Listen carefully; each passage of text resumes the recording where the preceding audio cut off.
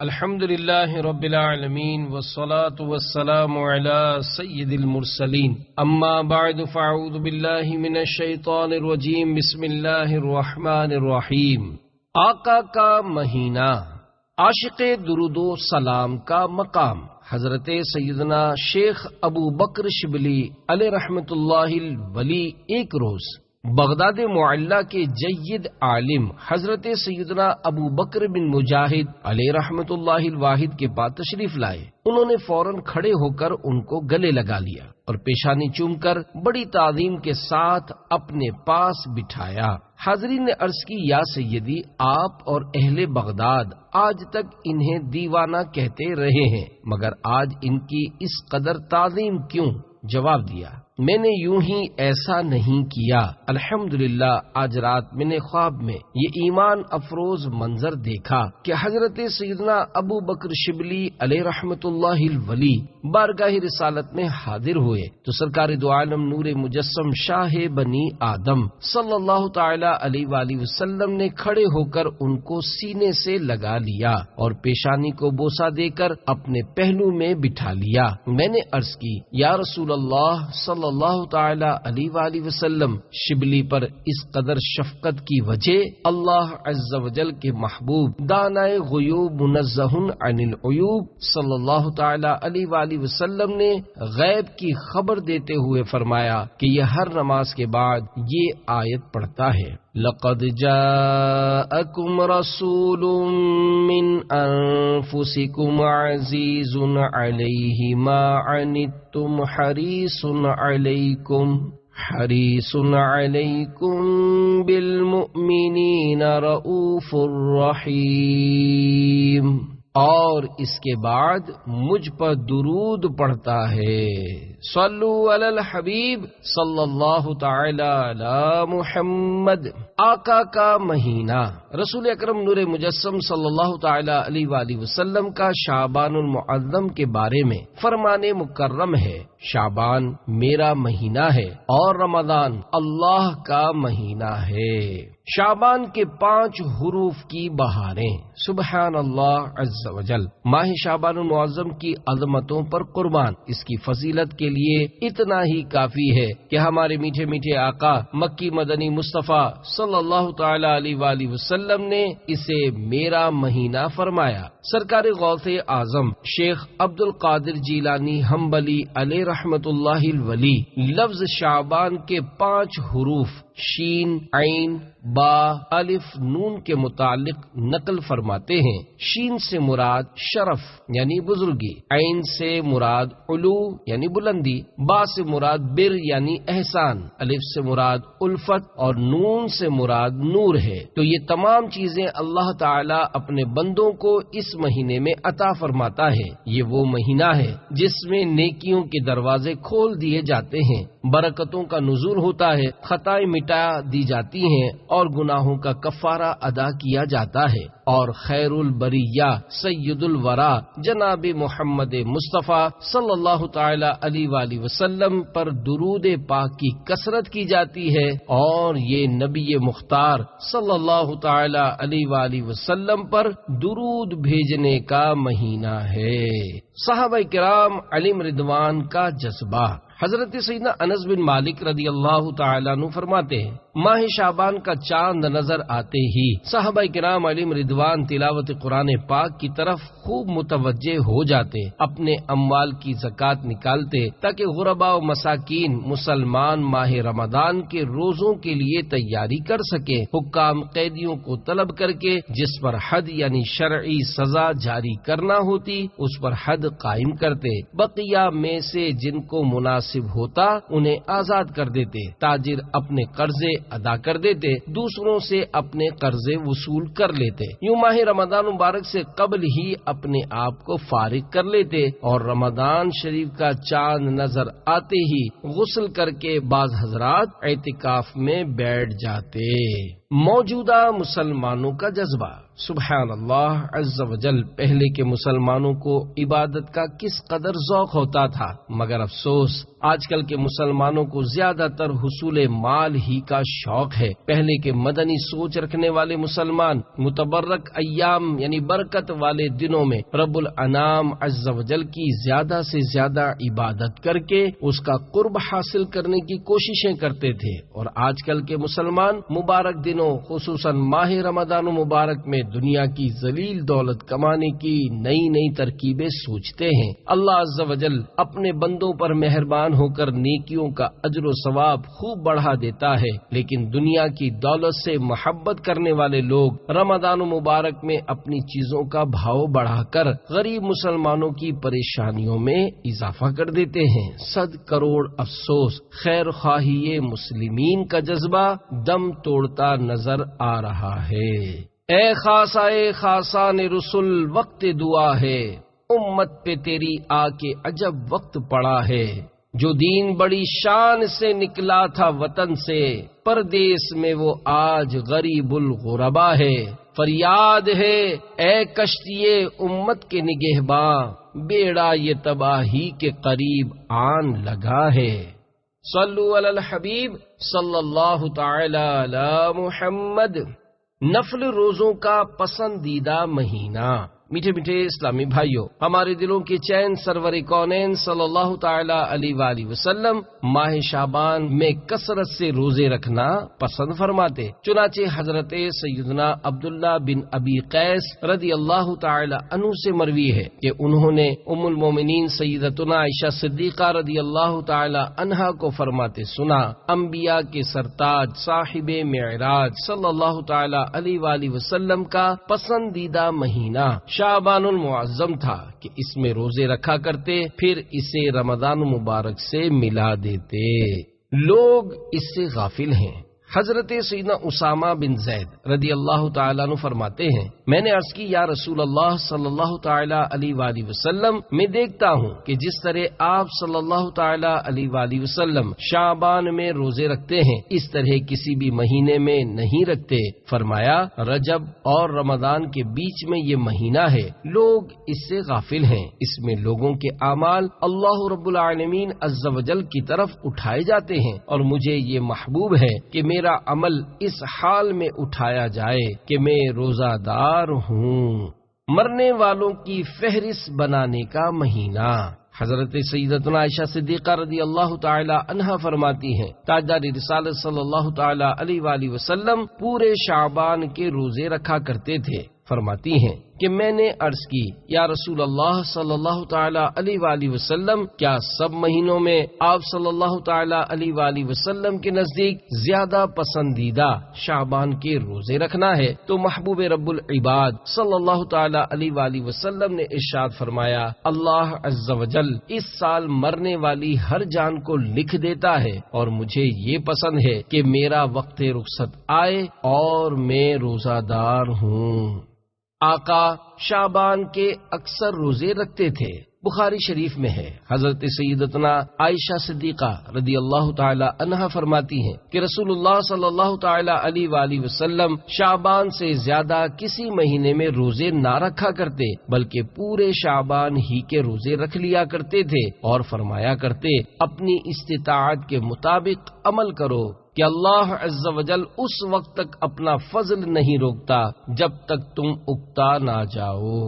حدیث پاک کی شرح بخاری حضرت علامہ مفتی محمد شریف الحق امجدی علیہ رحمت اللہ القوی اس حدیث پاک کے تحت لکھتے ہیں، مراد یہ ہے کہ شعبان میں اکثر دنوں میں روزہ رکھتے تھے۔ اسے تغلیباً یعنی غلبے اور زیادت کے لحاظ سے کل یعنی سارے مہینے کے روزے رکھنے سے تعبیر کر دیا، جیسے کہتے ہیں فلاں نے پوری رات عبادت کی جبکہ اس نے رات میں کھانا بھی کھایا ہو اور ضروریات سے فراغت بھی کی ہو۔ یہاں تغلیباً اکثر کو کل کہہ دیا۔ مزید فرماتے ہیں اس حدیث سے معلوم ہوا کہ شعبان میں جسے قوت ہو وہ زیادہ سے زیادہ روزے رکھے، البتہ جو کمزور ہو وہ روزہ نہ رکھے، کیونکہ اس سے رمضان کے روزوں پر اثر پڑے گا۔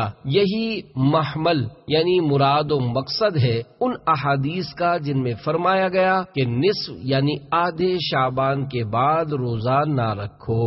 دعوت اسلامی میں روزوں کی بہاریں۔ دعوت اسلامی کے اشاعتی ادارے مکتبۃ المدینہ کی مطبوعہ 1548 صفحات پر مشتمل کتاب فیضان سنت جلد اول صفحہ 1379 پر ہے۔ حجت الاسلام حضرت سیدنا امام محمد بن محمد غزالی علیہ رحمۃ اللہ الوالی فرماتے ہیں، مذکورہ حدیث پاک میں پورے ماہ شعبان المعظم کے روزوں سے مراد اکثر شعبان المعظم یعنی مہینے کے آدھے سے زیادہ دنوں کے روزے ہیں۔ اگر کوئی پورے شعبان المعظم کے روزے رکھنا چاہے تو اس کو ممانعت بھی نہیں۔ الحمدللہ عز وجل عاشقان رسول کی مدنی تحریک دعوت اسلامی کے کئی اسلامی بھائی اور اسلامی بہنوں میں رجب المرجب اور شعبان المعظم دونوں مہینوں میں روزے رکھنے کی ترکیب ہوتی ہے، اور مسلسل روزے رکھتے ہوئے یہ حضرات رمضان مبارک سے مل جاتے ہیں۔ شعبان کے اکثر روزے رکھنا سنت ہے۔ ام المومنین حضرت سیدتنا عائشہ صدیقہ رضی اللہ تعالی عنہا فرماتی ہیں، حضور اکرم نور مجسم صلی اللہ تعالی علیہ وآلہ وسلم کو میں نے شعبان سے زیادہ کسی مہینے میں روزہ رکھتے نہ دیکھا۔ آپ صلی اللہ تعالی علیہ وآلہ وسلم سوائے چند دن کے پورے ہی ماہ کے روزے رکھا کرتے تھے۔ تیری سنتوں پہ چل کر میری روح جب نکل کر چلے تو گلے لگانا مدنی مدینے والے، صلو علی الحبیب صلی اللہ تعالی علی محمد۔ بھلائیوں والی راتیں۔ ام المومنین حضرت سیدتنا عائشہ صدیقہ رضی اللہ تعالی عنہا فرماتی ہیں، میں نے نبی کریم رؤوف رحیم علیہ افضل الصلاۃ والتسلیم کو فرماتے سنا، اللہ عز وجل خاص طور پر 4 راتوں میں بھلائیوں کے دروازے کھول دیتا ہے۔ نمبر 1 بقر عید کی رات، نمبر 2 عید الفطر کی چاند رات، نمبر 3 شعبان کی 15ویں رات کے اس رات میں مرنے والوں کے نام اور لوگوں کا رزق اور اس سال حج کرنے والوں کے نام لکھے جاتے ہیں۔ نمبر 4 عرفے کی یعنی 8 اور 9 ذوالحجہ کی درمیانی رات اذان فجر تک۔ نازک فیصلے۔ میٹھے میٹھے اسلامی بھائیوں، 15 شعبان المعظم کی رات کتنی نازک ہے، نہ جانے کس کی قسمت میں کیا لکھ دیا جائے۔ بعض اوقات بندہ غفلت میں پڑا رہ جاتا ہے اور اس کے بارے میں کچھ کا کچھ ہو چکا ہوتا ہے۔ غنیت الطالبین میں ہے، بہت سے کفن دھل کر تیار رکھے ہوتے ہیں مگر کفن پہننے والے بازاروں میں گھوم پھر رہے ہوتے ہیں۔ کافی لوگ ایسے ہوتے ہیں کہ ان کی قبریں کھودی جا چکی ہوتی ہیں مگر ان میں دفن ہونے والے خوشیوں میں مست ہوتے ہیں۔ بعض لوگ ہنس رہے ہوتے ہیں حالانکہ ان کی موت کا وقت قریب آ چکا ہوتا ہے۔ کئی مکانات کی تعمیرات کا کام پورا ہو گیا ہوتا ہے مگر ساتھ ہی ان کے مالکان کی زندگی کا وقت بھی پورا ہو چکا ہوتا ہے۔ آگاہ اپنی موت سے کوئی بشر نہیں، سامان 100 برس کا ہے، پل کی خبر نہیں۔ صلو علی الحبیب صلی اللہ تعالی علی محمد۔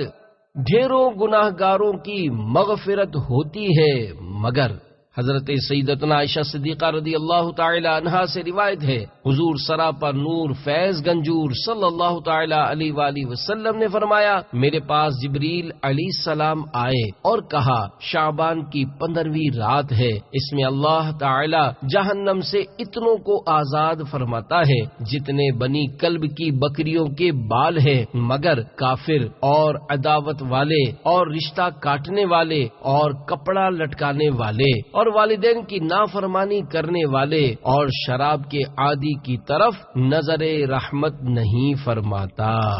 حدیث پاک میں کپڑا لٹکانے والے کا جو بیان ہے، اس سے مراد وہ لوگ ہیں جو تکبر کے ساتھ ٹخنوں کے نیچے تہبند یا پاجامہ یا ثوب یعنی لمبا کرتا وغیرہ لٹکاتے ہیں۔ کروڑوں حنبلیوں کے عظیم پیشوا حضرت سیدنا امام احمد بن حنبل رضی اللہ تعالی عنہ نے حضرت سیدنا عبداللہ ابن عمرو رضی اللہ تعالی عنہما سے جو روایت نقل کی اس میں قاتل کا بھی ذکر ہے۔ حضرت سیدنا کثیر بن مرہ رضی اللہ تعالی عنہ سے روایت ہے کہ تاجدار رسالت سراپا رحمت صلی اللہ تعالی علیہ وآلہ وسلم نے فرمایا، اللہ عز وجل شعبان کی 15ویں شب میں تمام زمین والوں کو بخش دیتا ہے سوائے مشرک اور عداوت والے۔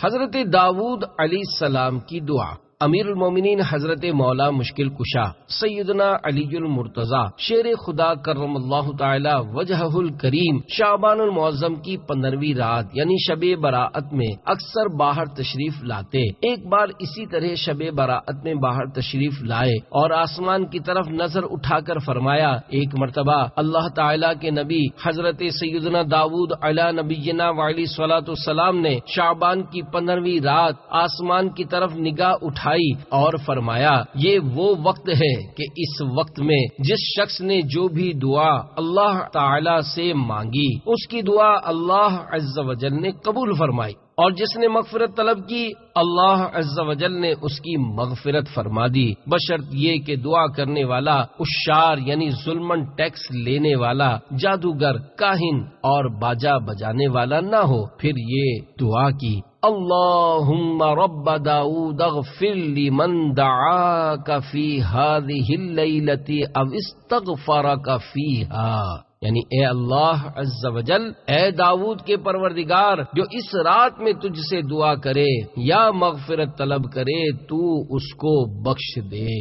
ہر خطا تو درگزر کر بے کسو مجبور کی، ہو الہی مغفرت کر بے کسو مجبور کی. صلو علی الحبیب صلی اللہ تعالی علی محمد. محروم لوگ، میٹھے میٹھے اسلامی بھائیوں، شب براءت بے حد اہم رات ہے، کسی صورت سے بھی اسے غفلت میں نہ گزارا جائے. اس رات رحمتوں کی خوب برسات ہوتی ہے. اس مبارک شب میں اللہ تبارک و تعالی بنی کلب کی بکریوں کے بالوں سے بھی زیادہ لوگوں کو جہنم سے آزاد فرماتا ہے. کتابوں میں لکھا ہے قبیلہ بنی کلب قبائل عرب میں سب سے زیادہ بکریاں پالتا تھا. کچھ بد نصیب ایسے بھی ہیں جن پر شب براءت یعنی چھٹکارا پانے کی رات بھی نہ بخشے جانے کی وعید ہے. حضرت سیدنا امام بہیقی شافعی علیہ رحمت اللہ القوی فضائل الاوقات میں نقل کرتے ہیں رسول اکرم نور مجسم صلی اللہ تعالی علیہ وآلہ وسلم کا فرمان عبرت نشان ہے 6 آدمیوں کی اس رات میں بھی بخشش نہیں ہوگی. نمبر 1 شراب کا عادی، نمبر 2 ماں باپ کا نافرمان، نمبر 3 زنا کا عادی، نمبر 4 قطع تعلق کرنے والا، نمبر 5 تصویر بنانے والا، اور نمبر 6 چغل خور. اسی طرح کاہن، جادوگر، تکبر کے ساتھ پاجامہ یا تہبند ٹخنوں کے نیچے لٹکانے والے اور کسی مسلمان سے بلا اجازت شرعی بغض و کینہ رکھنے والے پر بھی اس رات مغفرت کی سعادت سے محرومی کی وعید ہے. چنانچہ تمام مسلمانوں کو چاہیے کہ متذکرہ یعنی بیان کردہ گناہوں میں سے اگر معاذ اللہ کسی گناہ میں ملوث ہوں تو وہ بالخصوص اس گناہ سے اور بالعموم ہر گناہ سے شب براءت کے آنے سے پہلے بلکہ آج اور ابھی سچی توبہ کر لیں، اور اگر بندوں کی حق تلفیاں کی ہیں تو توبہ کے ساتھ ساتھ ان کی معافی تلافی کی ترکیب فرما لیں. امام اہل سنت رحمت اللہ تعالی علیہ کا پیام تمام مسلمانوں کے نام. میرے آقا اعلی حضرت امام اہل سنت ولی نعمت عظیم البرکت عظیم المرتبت پروانہ شمع رسالت مجدد دین و ملت حامی سنت ماحی بدعت پیر طریقت باعث خیر و برکت حنفی مذہب کے عظیم عالم و مفتی حضرت علامہ مولانا الحاج الحافظ القاری شاہ امام احمد رضا خان علیہ رحمت الرحمن نے اپنے ایک ارادت مند یعنی معتقد کو شب برات سے قبل توبہ اور معافی تلافی کے تعلق سے ایک مکتوب شریف ارسال فرمایا جو کہ اس کی افادیت کے پیش نظر حاضر خدمت ہے. چنانچہ کلیات مکاتیب رضا جلد اول صفحہ 356-357 پر ہے. شب براءت قریب ہے. اس رات تمام بندوں کے اعمال حضرت عزت میں پیش ہوتے ہیں. مولا عز و جل بطفیل حضور پرنور شافع یوم النشور علیہ افضل الصلاۃ والتسلیم مسلمانوں کے ذنوب یعنی گناہ معاف فرماتا ہے، مگر چند ان میں وہ مسلمان جو باہم دنیاوی وجہ سے رنجش رکھتے ہیں فرماتا ہے ان کو رہنے دو جب تک آپس میں صلح نہ کر لیں، لہذا اہل سنت کو چاہیے کہ حتی الوسع قبل غروب آفتاب 14 شعبان باہم ایک دوسرے سے صفائی کر لیں، ایک دوسرے کے حقوق ادا کر دیں یا معاف کرا لیں کہ باذنہ تعالی حقوق العباد سے صحائف اعمال یعنی اعمال نامے خالی ہو کر بارگاہ عزت میں پیش ہوں۔ حقوق مولا تعالی کے لیے توبہ صادقہ یعنی سچی توبہ کافی ہے۔ حدیث پاک میں ہے التائب من الذنب کمن لا ذنب لہ، یعنی گناہ سے توبہ کرنے والا ایسا ہے جیسے اس نے گناہ کیا ہی نہیں۔ ایسی حالت میں باذنہ تعالی ضرور اس شب میں امید مغفرت تامہ یعنی مغفرت کی پکی امید ہے، بشرط صحت عقیدہ یعنی عقیدہ درست ہونا شرط ہے، وہو الغفور الرحیم اور وہ گناہ مٹانے والا رحمت فرمانے والا ہے۔ یہ سب مصالحات اخوان یعنی بھائیوں میں صلح کروانا و معافی حقوق بحمدہ تعالی یہاں سالہائے دراز یعنی کافی برسوں سے جاری ہے۔ امید ہے کہ آپ بھی وہاں کے مسلمانوں میں اس کا اجرا کر کے من سن فی الاسلام سنتا حسنہ فلہ اجرھا واجر من عمل بها الی یوم القیامہ لا ینقص من اجورہم شیء، یعنی جو اسلام میں اچھی راہ نکالے اس کے لیے اس کا ثواب ہے، اور قیامت تک جو اس پر عمل کریں ان سب کا ثواب ہمیشہ اس کے نامہ اعمال میں لکھا جائے بغیر اس کے کہ ان کے ثوابوں میں کچھ کمی آئے کہ مصداق ہوں۔ اور اس فقیر کے لیے عفو و عافیت دارین کی دعا فرمائیں۔ فقیر آپ کے لیے دعا کرتا ہے اور کرے گا۔ سب مسلمانوں کو سمجھا دیا جائے کہ وہاں یعنی بارگاہ الہی میں نہ خالی زبان دیکھی جاتی ہے نہ نفاق پسند ہے، صلح و معافی سب سچے دل سے ہو۔ والسلام، فقیر احمد رضا قادری عفیہ عن از بریلی۔ 15 شعبان کا روزہ حضرت سیدنا علی المرتضی شیر خدا کرم اللہ تعالی وجہہ الکریم سے مروی ہے کہ نبی کریم رؤوف الرحیم علیہ افضل الصلاۃ و تسلیم کا فرمان عظیم ہے، جب 15 شعبان کی رات آئے تو اس میں قیام یعنی عبادت کرو اور دن میں روزہ رکھو، بے شک اللہ تعالی غروب آفتاب سے آسمان دنیا پر خاص تجلی فرماتا ہے اور کہتا ہے کوئی مجھ سے مغفرت طلب کرنے والا کہ اسے بخش دوں، ہے کوئی روزی طلب کرنے والا کہ اسے روزی دوں، ہے کوئی مصیبت زدہ کہ اسے عافیت عطا کروں، ہے کوئی ایسا، اور یہ اس وقت تک فرماتا ہے کہ فجر طلوع ہو جائے۔ فائدے کی بات، شب برات میں اعمال نامے تبدیل ہوتے ہیں، لہذا ممکن ہو تو 14 شعبان 14 شعبان المعظم کو بھی روزہ رکھ لیا جائے تاکہ اعمال نامے کے آخری دن میں بھی روزہ ہو۔ 14 شعبان کو عصر کی نماز باجماعت پڑھ کر وہیں نفل اعتکاف کر لیا جائے اور نماز مغرب کے انتظار کی نیت سے مسجد ہی میں ٹھہرا جائے تاکہ اعمال نامہ تبدیل ہونے کے آخری لمحات میں مسجد کی حاضری، اعتکاف اور انتظار نماز وغیرہ کا ثواب لکھا جائے، بلکہ زہ نصیب ساری ہی رات عبادت میں گزاری جائے۔ سبز پرچہ، امیر المومنین حضرت سیدنا عمر بن عبدالعزیز رضی اللہ تعالیٰ عنہ ایک مرتبہ شعبان المعظم کی 15ویں رات یعنی شب برات عبادت میں مصروف تھے۔ سر اٹھایا تو ایک سبز پرچہ ملا جس کا نور آسمان تک پھیلا ہوا تھا، اس پر لکھا تھا هذه براءة من النار من الملك العزیز لعبده عمر بن عبد العزیز، یعنی خدائے مالک و غالب کی طرف سے یہ جہنم کی آگ سے آزادی کا پروانہ ہے جو اس کے بندے عمر بن عبد العزیز کو عطا ہوا ہے۔ سبحان اللہ عز و جل۔ میٹھے میٹھے اسلامی بھائیوں، اس حکایت میں جہاں امیر المومنین سیدنا عمر بن عبد العزیز رضی اللہ تعالی عنہ کی عظمت و فضیلت کا اظہار ہے، وہیں شب برات کی رفعت و شرافت کا بھی ظہور ہے۔ الحمدللہ عز و جل، یہ مبارک شب جہنم کی بھڑکتی آگ سے براعت یعنی چھٹکارا پانے کی رات ہے، اسی لیے اس رات کو شب براعت کہا جاتا ہے۔ مغرب کے بعد 6 نوافل۔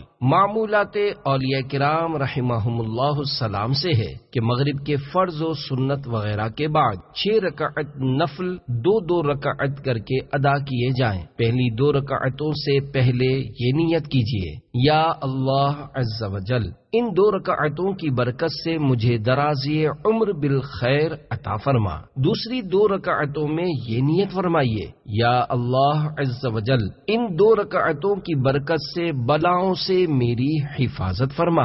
تیسری 2 رکعتوں کے لیے یہ نیت کیجیے، یا اللہ عز و جل ان 2 رکعتوں کی برکت سے مجھے اپنے سوا کسی کا محتاج نہ کر۔ ان 6 رکعتوں میں سورۃ الفاتحہ کے بعد جو چاہیں وہ سورتیں پڑھ سکتے ہیں، چاہیں تو ہر رکعت میں سورۃ الفاتحہ کے بعد 3 بار سورۃ الاخلاص پڑھ لیجئے۔ ہر 2 رکعت کے بعد 21 بار قل هو اللہ احد پوری سورت یا 1 بار سورہ یاسین شریف پڑھیے، بلکہ ہو سکے تو دونوں ہی پڑھ لیجئے۔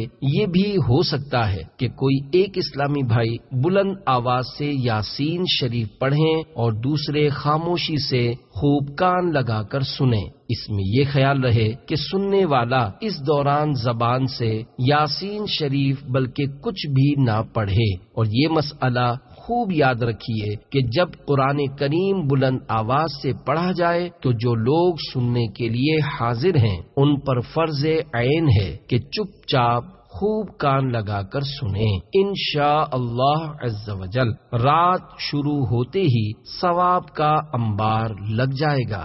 ہر بار یاسین شریف کے بعد دعائے نصف شعبان بھی پڑھیے۔ دعائے نصف شعبان المعظم۔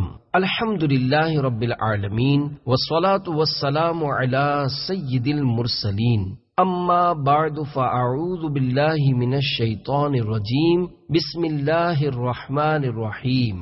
اللہم یا ذا المن ولا یمن علیہ، یا ذا الجلال والاکرام، یا ذا الطول والانعام، لا الہ الا انت ظہر اللاجین وجار المستجیرین وامان الخائفین۔ اللہم ان کنت کتبتنی عندک فی الکتاب شقیا او محروما او مطرودا او مقترا علی فی الرزق فمح اللہم بفضلک شقاوتی وحرمانی وطردی واقتتار رزقی واسبتنی عندک فی الکتاب سعیدا مرزوقا موفقا للخیرات، فإنك قلت وقولك الحق في كتابك المنزل على لسان نبيك المرسل، يمحو الله ما يشاء ويثبت وعنده الكتاب۔ إلهي بالتجلي الأعظم في ليلة النصف من شهر شعبان المكرم التي يفرق فيها كل أمر حكيم ويبرم، أن تكشف عنا من البلاء والبلواء ما نعلم وما لا نعلم وأنت به أعلم، إنك أنت الأعز الأكرم۔ وصلى الله تعالى على سيدنا محمد وعلى آلہ واصحابہ وسلم، والحمد للہ رب العالمین۔ ترجمہ: اے اللہ، اے احسان کرنے والے کہ جس پر احسان نہیں کیا جاتا، اے بڑی شان و شوکت والے، اے فضل و انعام والے، تیرے سوا کوئی معبود نہیں، تو پریشان حالوں کا مددگار، پناہ مانگنے والوں کو پناہ اور خوف زدوں کو امان دینے والا ہے۔ اے اللہ عز و جل، اگر تو اپنے یہاں الکتاب یعنی لوح محفوظ میں مجھے شقی یعنی بدبخت، محروم، دھتکارا ہوا اور رزق میں تنگی دیا ہوا لکھ چکا ہو تو اے اللہ عز و جل اپنے فضل سے میری بدبختی، محرومی، ذلت اور رزق کی تنگی کو مٹا دے۔ اور اپنے پاس ام الکتاب میں مجھے خوش بخت کشادہ رزق دیا ہوا اور بھلائیوں کی توفیق دیا ہوا سبت یعنی تحریر فرما دے کہ تو نے ہی تیری نازل کی ہوئی کتاب میں تیرے ہی بھیجے ہوئے نبی صلی اللہ تعالی علیہ وآلہ وسلم کی زبان فیض ترجمان پر فرمایا، اور تیرا یہ فرمانا حق ہے۔ ترجمہ کنز ایمان، اللہ جو چاہے مٹاتا ہے اور ثابت کرتا ہے، اور اصل لکھا ہوا اسی کے پاس ہے۔ خدایا عز و جل تجلی آدم کے وسیلے سے جو نصف شعبان المکرم کی رات یعنی شب براءت میں ہے کہ جس میں بانٹ دیا جاتا ہے ہر حکمت والا کام اور اٹل کر دیا جاتا ہے، یا اللہ آفتوں کو ہم سے دور فرما کہ جنہیں ہم جانتے اور نہیں بھی جانتے، جبکہ تو انہیں سب سے زیادہ جاننے والا ہے۔ بے شک تو سب سے بڑھ کر عزیز اور عزت والا ہے۔ اللہ تعالی ہمارے سردار محمد صلی اللہ تعالی علیہ وآلہ وسلم پر اور آپ صلی اللہ تعالی علیہ وآلہ وسلم کے آل و اصحاب رضی اللہ تعالی عنہم پر درود و سلام بھیجے۔ سب خوبیاں سب جہانوں کے پالنے والے اللہ عز و جل کے لیے ہیں۔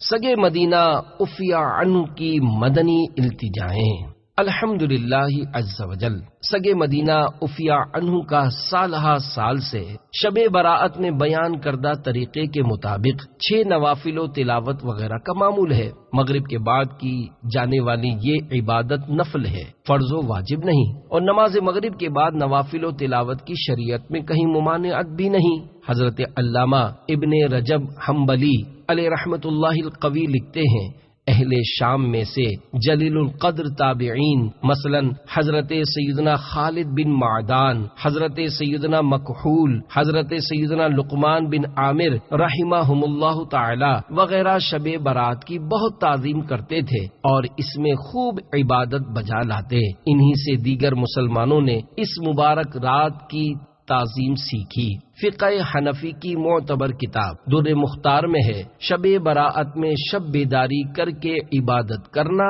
مستحب ہے۔ پوری رات جاگنا ہی شب بیداری نہیں، اکثر حصے میں جاگنا بھی شب بیداری ہے۔ مدنی التجا، ممکن ہو تو تمام اسلامی بھائی اپنی اپنی مساجد میں بعد مغرب 6 نوافل وغیرہ کا اہتمام فرمائیں اور ڈھیروں ثواب کمائیں۔ اسلامی بہنیں اپنے اپنے گھر میں یہ اعمال بجا لائیں۔ سال بھر جادو سے حفاظت، دعوت اسلامی کے اشاعتی ادارے مکتبۃ المدینہ کے مطبوعہ 166 صفحات پر مشتمل کتاب اسلامی زندگی صفحہ 135 پر ہے۔ اگر اس رات یعنی شب برات 7 پتے بیری یعنی بیر کے درخت کے پانی میں جوش دے کر جب پانی نہانے کے قابل ہو جائے تو غسل کرے، انشاء اللہ العزیز تمام سال جادو کے اثر سے محفوظ رہے گا۔ شب براءت اور قبروں کی زیارت، ام المومنین حضرت سیدتنا عائشہ صدیقہ رضی اللہ تعالی عنہا فرماتی ہیں، میں نے ایک رات سرور کائنات شاہ موجودات صلی اللہ تعالی علیہ وآلہ وسلم کو نہ دیکھا تو بقیع پاک میں مجھے مل گئے۔ آپ صلی اللہ تعالی علیہ وآلہ وسلم نے مجھ سے فرمایا، کیا تمہیں اس بات کا ڈر تھا کہ اللہ عز و جل اور اس کا رسول صلی اللہ تعالی علیہ وآلہ وسلم تمہاری حق تلفی کریں گے؟ میں نے عرض کی، یا رسول اللہ صلی اللہ تعالی علیہ وآلہ وسلم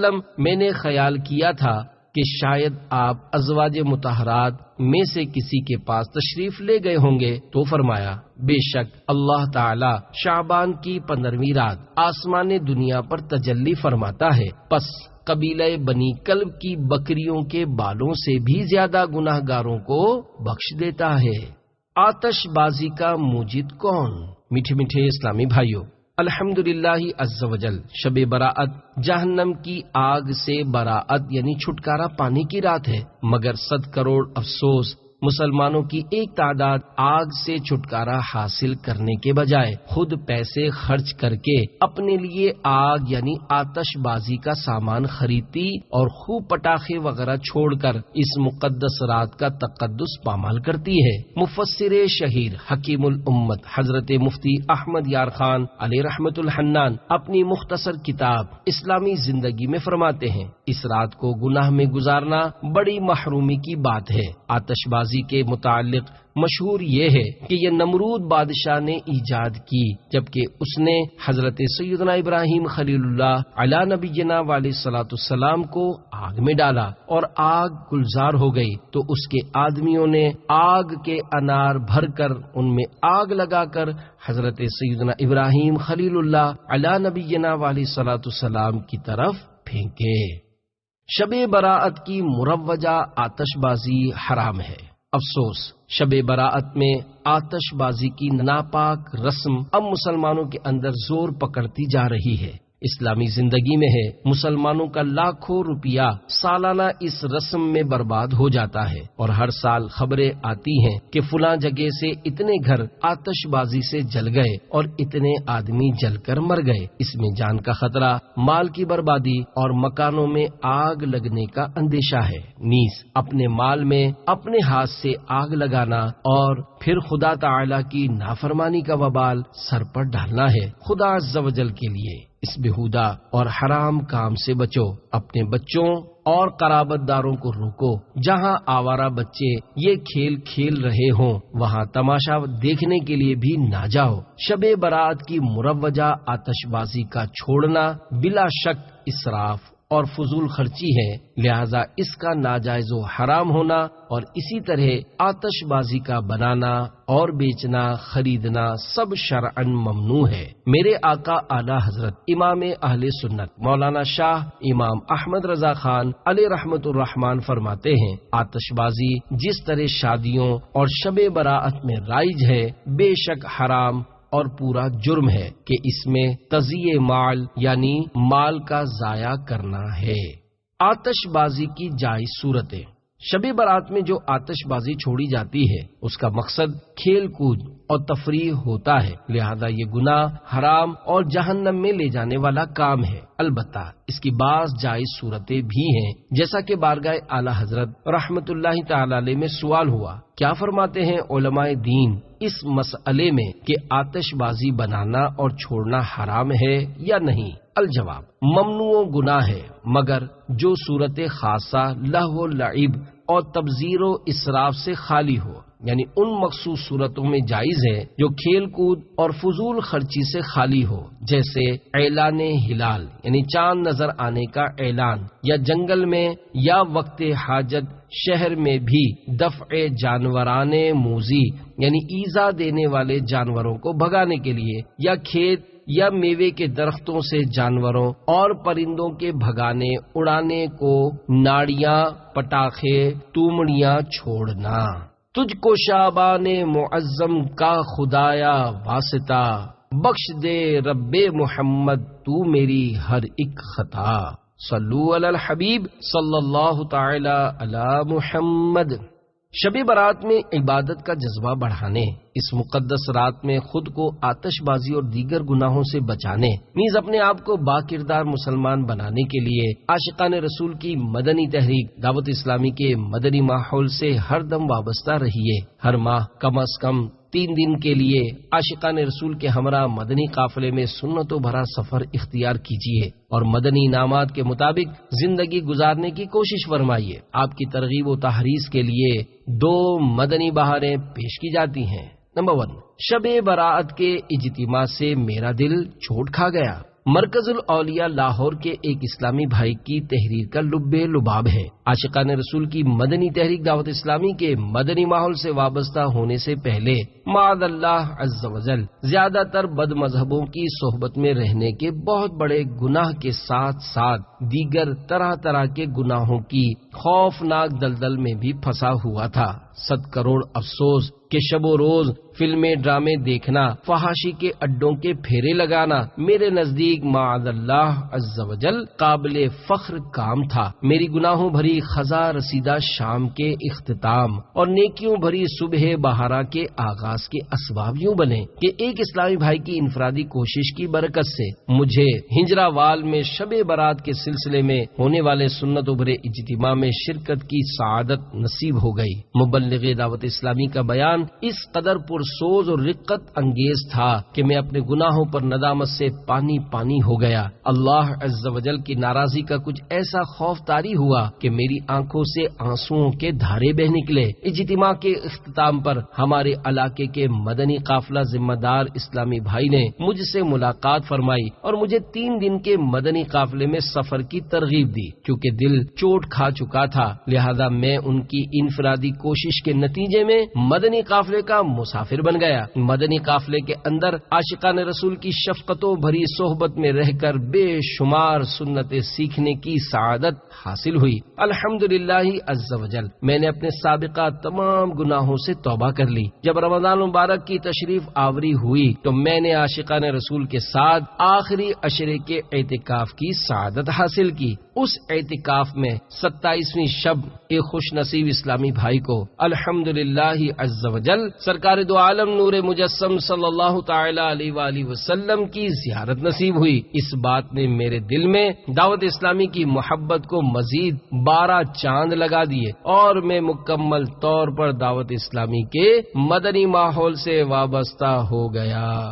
آؤ کرنے لگو گے بہت نیک کام، مدنی ماحول میں کر لو تم اعتکاف، فضل رب سے ہو دیدار سلطان دین، مدنی ماحول میں کر لو تم اعتکاف، شادمانی سے جھومے گا قلب حزین، مدنی ماحول میں کر لو تم اعتکاف۔ صلو علی الحبیب صلی اللہ تعالی علی محمد۔ نمبر 2، فلموں کا خوار۔ باب المدینہ کراچی کے علاقے بڑا بورڈ کے ایک اسلامی بھائی کے بیان کا خلاصہ ہے کہ پہل میں معاشرے کا بگڑا ہوا نوجوان تھا۔ روزانہ پابندی کے ساتھ خوب فلمیں ڈرامے دیکھنے کے سبب محلے میں فلموں کا خوار کے نام سے مشہور ہو گیا تھا۔ میری توبہ کا سبب یہ بنا کہ ایک اسلامی بھائی کی انفرادی کوشش کے نتیجے میں کھجی گراؤنڈ گل بہار باب المدینہ میں عاشقان رسول کی مدنی تحریک دعوت اسلامی کی طرف سے ہونے والے شب براءت کے سنتوں بھرے اجتماع پاک میں شرکت کی سعادت حاصل ہو گئی۔ وہاں پر میں نے قبر کی پہلی رات کے موضوع پر رلا دینے والا بیان سنا۔ خوف خدا عز و جل سے دل بے چین ہو گیا۔ میں نے پچھلے گناہوں سے توبہ کی اور دعوت اسلامی کے مدنی ماحول سے وابستہ ہو گیا۔ ہمارا سارا گھرانہ ماڈرن تھا۔ الحمدللہ عز و جل میری انفرادی کوشش سے میرے 5 بھائی بھی دعوت اسلامی والے بن گئے اور سب نے سروں پر امامہ شریف کا تاج سجا لیا اور گھر کے اندر مدنی ماحول بن گیا۔ تادم تحریر حلقہ مشاورت کے خادم کی حیثیت سے سنتوں کی خدمت کر رہا ہوں۔ مجھے سنتوں کی تربیت کے مدنی قافلوں میں سفر کا کافی شوق ہے۔ الحمدللہ عز و جل ہر ماہ پابندی سے 3 دن عاشقان رسول کے ساتھ مدنی قافلے میں سفر کرتا ہوں۔ یقیناً مقدر کا وہ ہے سکندر جسے خیر سے مل گیا مدنی ماحول، یہاں سنتیں سیکھنے کو ملیں گی، دلائے گا خوف خدا مدنی ماحول، اے بیمار عصیاں تو آجا یہاں پر، گناہوں کی دے گا دوا مدنی ماحول۔ صلو علی الحبیب صلی اللہ تعالی علی محمد۔ میٹھے میٹھے اسلامی بھائیوں، بیان کو اختتام کی طرف لاتے ہوئے سنت کی فضیلت اور چند سنتیں اور آداب بیان کرنے کی سعادت حاصل کرتا ہوں۔ تاجدار رسالت شہنشاہ نبوت مصطفیٰ جان رحمت شمع بزم ہدایت نو شاہ بزم جنت صلی اللہ تعالی علیہ وآلہ وسلم کا فرمان جنت نشان ہے، جس نے میری سنت سے محبت کی اس نے مجھ سے محبت کی، اور جس نے مجھ سے محبت کی وہ جنت میں میرے ساتھ ہوگا۔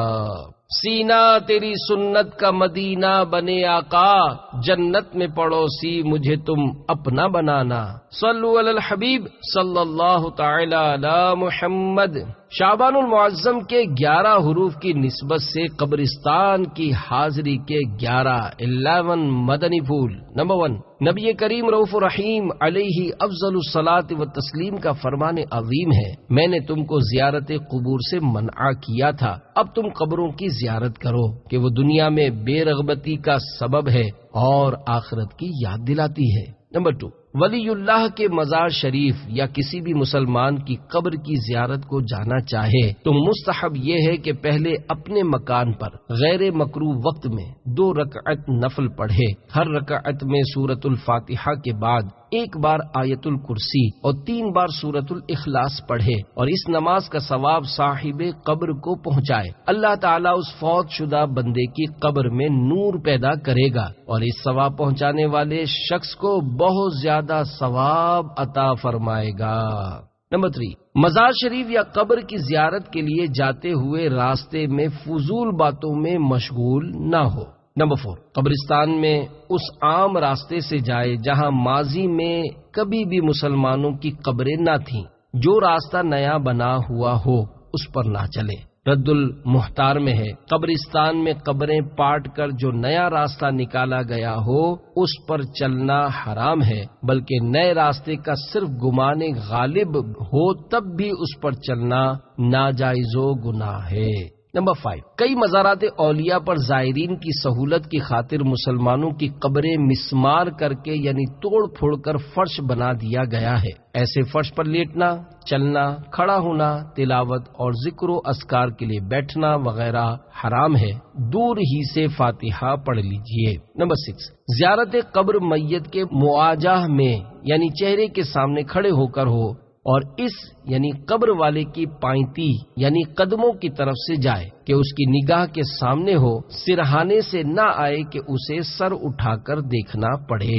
نمبر 7، قبرستان میں اس طرح کھڑے ہوں کہ قبلے کی طرف پیٹھ اور قبر والوں کے چہروں کی طرف منہ ہو، اس کے بعد کہیے السلام علیکم یا اہل القبور یغفر اللہ لنا ولکم انتم لنا سلف ونحن بالاسر۔ ترجمہ، اے قبر والو تم پر سلام ہو، اللہ عز و جل ہماری اور تمہاری مغفرت فرمائے، تم ہم سے پہلے آ گئے اور ہم تمہارے بعد آنے والے ہیں۔ جو قبرستان میں داخل ہو کر یہ کہے اللہم رب الاجساد البالیت والعظام النخرہ التي خرجت من الدنیا وهي بك مؤمنة ادخل عليها روحا من عندك وسلاما منی۔ ترجمہ، اے اللہ عز و جل، اے گل جانے والے جسموں اور بوسیدہ ہڈیوں کے رب، جو دنیا سے ایمان کی حالت میں رخصت ہوئے تو ان پر اپنی رحمت اور میرا سلام پہنچا دے۔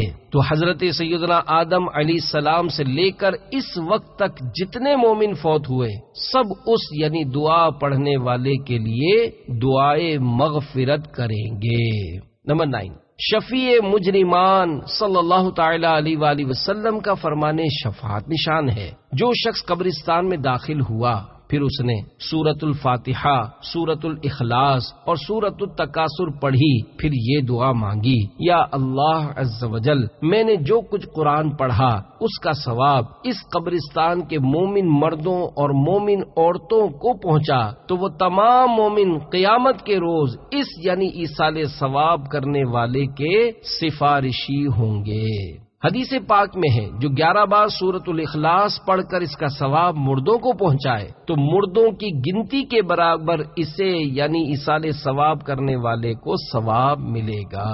نمبر 10، قبر کے اوپر اگر بتی نہ جلائی جائے، اس میں سوء ادب یعنی بے ادبی اور بدفعلی ہے۔ ہاں اگر حاضرین کو خوشبو پہنچانے کے لیے لگانا چاہیں تو قبر کے پاس خالی جگہ ہو وہاں لگائے کہ خوشبو پہنچانا محبوب یعنی پسندیدہ ہے۔ اعلی حضرت رحمت اللہ تعالی علیہ ایک اور جگہ فرماتے ہیں، صحیح مسلم شریف میں ہے، حضرت عمرو بن عاص رضی اللہ تعالی عنہ سے مروی، انہوں نے دم مرگ یعنی بوقت وفات اپنے فرزند سے فرمایا، جب میں مر جاؤں تو میرے ساتھ نہ کوئی نوحہ کرنے والی جائے نہ آگ جائے۔ نمبر 11، قبر پر چراغ یا موم بتی وغیرہ نہ رکھے، ہاں رات میں راہ چلنے والوں کے لیے روشنی مقصود ہو تو قبر کے ایک جانب خالی زمین پر موم بتی یا چراغ رکھ سکتے ہیں۔ ہزاروں سنتیں سیکھنے کے لیے مکتبۃ المدینہ کی مطبوعہ 2 کتب 312 صفحات پر مشتمل کتاب بار شریعت حصہ 16 اور 120 صفحات کی کتاب سنت اور آداب ہدیتاً حاصل کیجیے اور پڑھیے۔ سنتوں کی تربیت کا ایک بہترین ذریعہ دعوت اسلامی کے مدنی قافلوں میں عاشقان رسول کے ساتھ سنتوں بھرا سفر بھی ہے۔ صلو علی الحبیب صلی اللہ تعالی علی محمد۔ قیمتی لباس میں نماز۔ امام اعظم ابو حنیفہ حضرت نعمان بن ثابت رضی اللہ تعالی عنہ رات کی نماز کے لیے بیش قیمت قمیص، شلوار، امامہ اور چادر پہنتے تھے جس کی قیمت 1500 درہم تھی۔ آپ رضی اللہ تعالی عنہ ہر رات نماز ایسے لباس میں پڑھتے تھے اور فرماتے تھے کہ جب ہم لوگوں سے اچھے لباس میں ملتے ہیں تو اللہ تعالی سے اعلیٰ لباس میں ملاقات کیوں نہ کریں۔